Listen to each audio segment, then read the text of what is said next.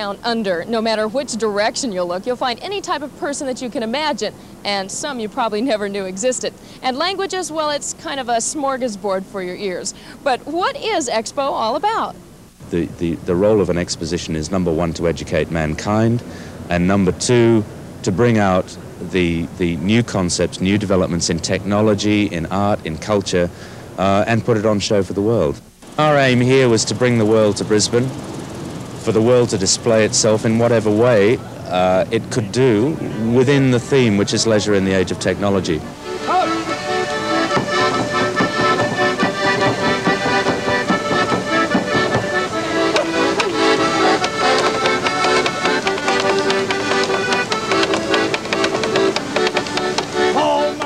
Whether it's singing, sailing, or sunbathing, the Aussies know about leisure, and the theme is perfect for this tourist playground known for its friendliness and hospitality.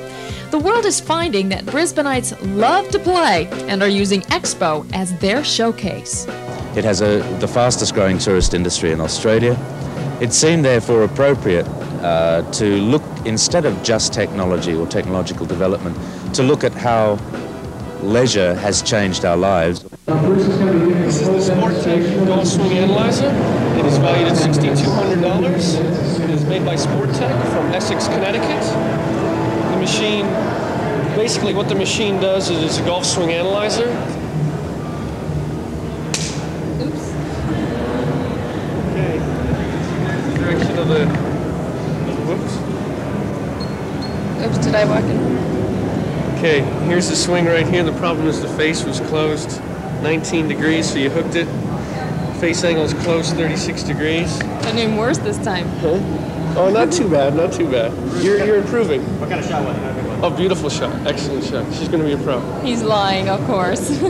We set out very deliberately to design a pavilion that would appeal to a younger audience, which is why we end up selecting sport and its science as our theme. There are probably no two countries more sports crazy than the United States and Australia. Considering my golf swing, maybe a less sports-crazy pavilion's for me, like this Swiss exhibit. Many try to give the visitor a real feeling for their country by giving them hands-on experience, hoping they'll like it so much they'll plan a visit there soon. But the gondolas, surfers, and equipment cost. And as the Australians found out, that old saying still holds true. You've got to spend money to make money. You have a wonderful setup here, but it must have been expensive to do. Yeah, it was. The overall cost to the authority of putting this exposition on is in the region of $620 million. Original projections were for about $280, and it's escalated obviously over the years. The thing to remember about this exposition is it is the first one with no federal government financial sources behind it. We borrowed from the state government at commercial offshore rates and have had to pay them back. Or rather, we borrowed through them. We rely on gate revenues, on royalties, advertising, and all those kinds of things. It's a bit like the LA Olympics in that sense, sponsorships, corporate sponsorships. Brisbane had a budget of $625 million. They had to buy the land, develop it, and then resell after EXPO. Gate revenues are the lifeline and have made or broken EXPO sites in the past. This year, organizers couldn't be happier and are cashing in what they call a tremendous response to their city and country. Our projection originally was for 7.8 million visits. Now that's not people, that's visits through those turnstiles. Based on the number of times with season passes, people will come back, 3-day passes and so on. People did come back, time and time again. Well, EXPO reached another milestone today. 12 million people have now passed through the gates. That's 50% more than originally expected. But once inside the gates, they continued to spend and spend. Probably about $10 a head. It's about $4 to $5 per head on souvenir type items, and probably another $6 on food and beverage, ice creams, Coca-Cola, whatever. Overseas tourist visitors are spending much more than that, because they're picking up their Australian souvenirs. And for the locals, EXPO 88 meant jobs, and lots of them, with an estimated workforce of some 5,300 people. Jobs ranging from food concessions to helping international participants. All in all, you could say the visitors proved to be real rap.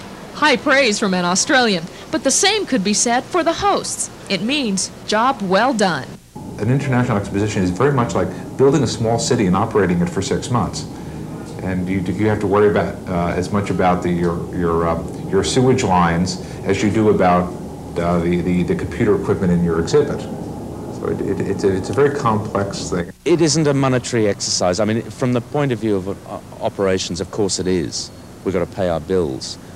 But in terms of long-standing foreign relations, international relations, trade, commerce, putting this country more on the international map, and in so doing putting places like Alaska more on the international map, is what this place is all about. And we have succeeded, and I would say that in the next 10 years you will see the complexion in this part of the world change considerably as a result of that.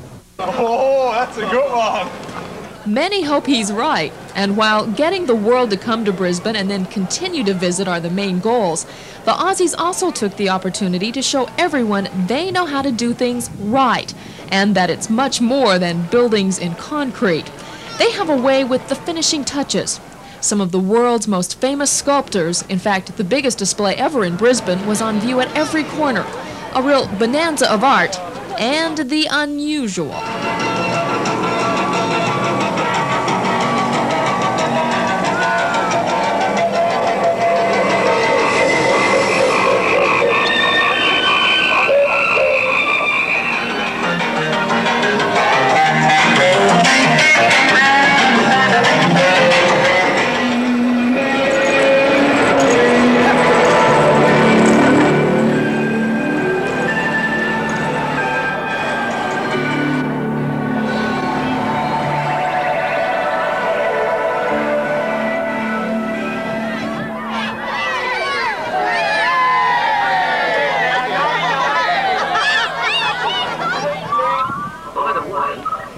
Anyone tells you I'm not a robot, I'm real.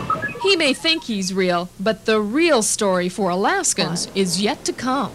There is a side to EXPO that the average visitor doesn't see. It's behind the scenes, and they're talking money. More from Brisbane in a moment.